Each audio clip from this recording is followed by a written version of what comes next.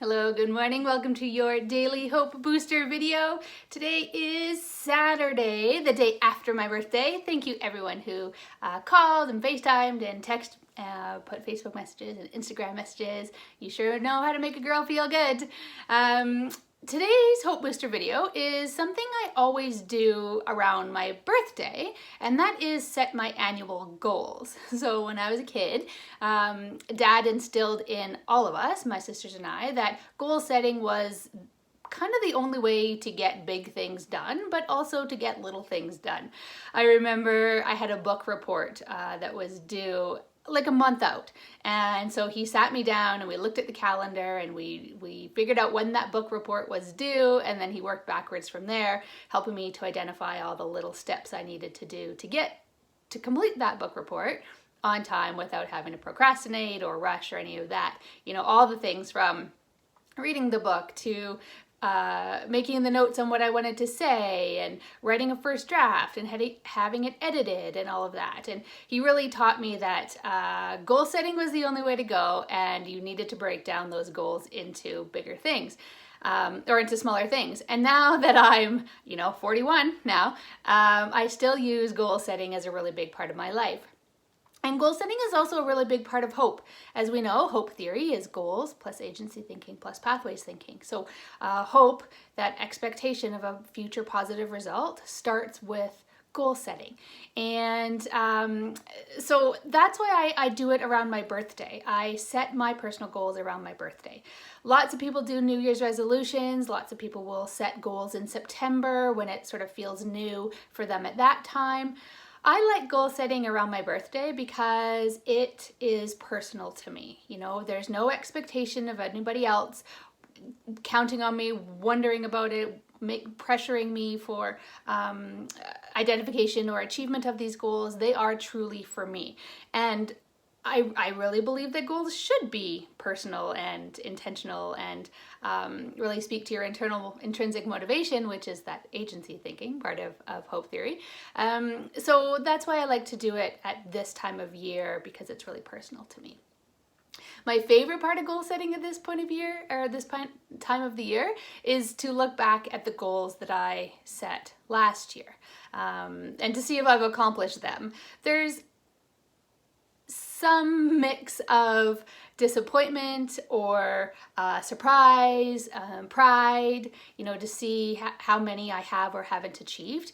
And I think that that's a bit a part of it for me, is just that perspective, is that review, is, looking at them and saying, are they as important to have accomplished now as they were a year ago when I was looking to accomplish them? Where was I coming from? Where was I at in my life? Goal setting, we've talked about before. For me, I believe that goals have to be specific and actionable, clearly. You need to know, I need to know when I've achieved that goal. So it needs to be specific enough that I can recognize success of it. But goals are not time-bound for me. I set these annual goals with the intention of accomplishing them in a year or moving them forward.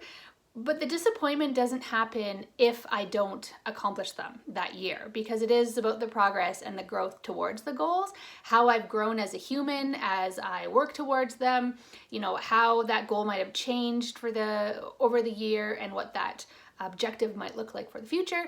There's definitely the learning and perspective that I get from just the goal review that's really, really important for me. So once I review the goals, I figure out which ones I've accomplished, and then I celebrate those accomplishments. Like I've talked about before, Celebrate Tuesday. There doesn't need to be a big grand reason to celebrate or something really big. These goals, however big or small they are that you've accomplished, I want to celebrate them. I want to take pride in the fact that I set out that I was going to do something and I did it, or at least that I progressed towards it. That's confidence building. That helps keep me going. That helps me continue to take the next step, to action the next thing. So review of the goals is important, and then celebrating those successes, and then looking at the ones that I didn't accomplish, the ones that I didn't bring to 100% completion. Maybe some that I didn't progress against at all. which has happened. You know, I've been doing this goal setting at my birthday for the last 10 years consistently. Ever since I turned 30, it was sort of a goal at 30 to figure out what I wanted to do for the next while in my life. And there's definitely been goals on those lists that I really didn't move the needle on at all. And why? You know, so part of the reflection is, why didn't I move the needle? Is it not important? Was I avoiding it for some reason? Did I fear it so I didn't do something about it? There's all of those reasons have existed over time. I also look at the impact of other people on those goals. So when I'm reviewing, did I negatively impact other people? Did I positively impact other people? Did other people do or not do what I had hoped they would do to help me accomplish those goals? Just, you know, a little perspective around the impact of those in my life and what they did or didn't have impact on over my goals. So once I've reviewed last year's goals and celebrated and did a little deep dive into why I didn't progress some others, I set this year's goals. Sometimes they're completely different. Sometimes they are 2 or 3 or 5 brand new goals that are completely unrelated to last year's. Sometimes they're an addition to last year's, you know, the next step. So, you know, I often have financial goals, saving goals on my, or pay off debt goals on my list. And so if I progress, you know, to pay off X amount of money between this year and last year, after review, was that enough? Is that more? What's my financial situation look like? Can I pay it down faster? Can I save faster? Do I need to reduce? That kind of thing. So I will either build on or add new goals. And sometimes they're frivolous goals, and sometimes they're really important goals. Sometimes they are related to feet to floor. A lot of my goals are related to getting up early in the morning, because that is one of the biggest things I struggle with, and it's something that I love to do. So there's usually a feet to floor goal in there.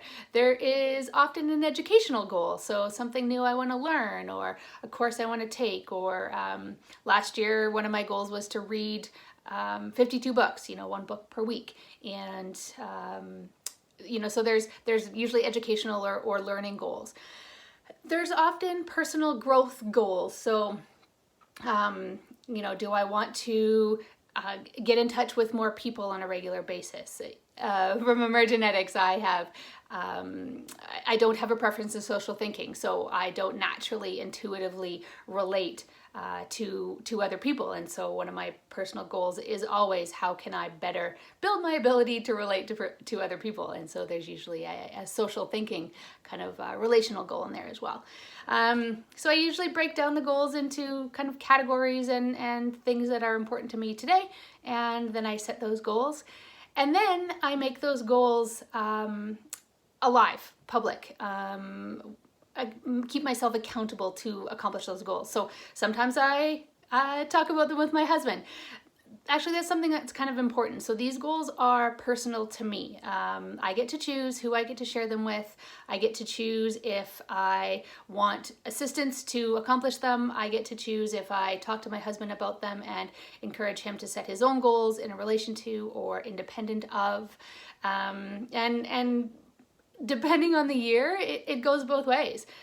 Because I make them public, so to speak, so I'll write them on or type them up and print them off and put them in a frame, or sometimes I'll put them on a bookmark that goes in my day planner so I see them all the time. Often I'll put them on the calendar if I do have some sort of time around them, you know, do a half marathon this year in November, for an example. I'll put that on the calendar. So he does see them and we talk about them, and often I'll ask him to hold me accountable or help me accomplish. But guess what? I get to choose. You get to choose and he gets to choose, and who we share our goals with is completely personal and up to us to decide. So that's my personal goal setting timeline and sort of process that I go through every year. And I'm looking forward to doing that today, being the day, birthday Boxing Day, so to speak, and a Saturday, which is nice. We have a little bit of time and flexibility to spend some good time doing those things. So I hope that this was helpful, and I look forward to speaking to you tomorrow. Enjoy your Saturday.